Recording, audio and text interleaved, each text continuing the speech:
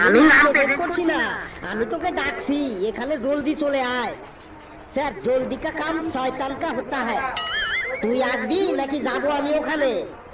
বললুন sir তুইও fail, কোনো ব্যাপার নেই, পরের বার পাস হয়ে যাব।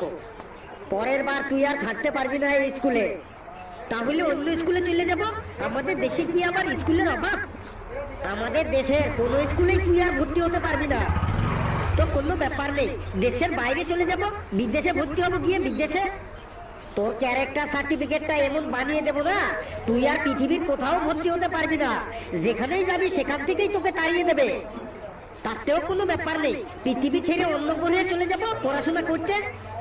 তোর এই ফালতু বকবকের কারণে তোর সাথে যারা থাকে সবাই ফেল করে, না তুই নিজে পাস করিস না কাউকে পাস করতে দিস। সারাদিন শুধু ফালতু বকবক বকবক বকবক। স্যার আমি কোন অঙ্কটা ভুল করে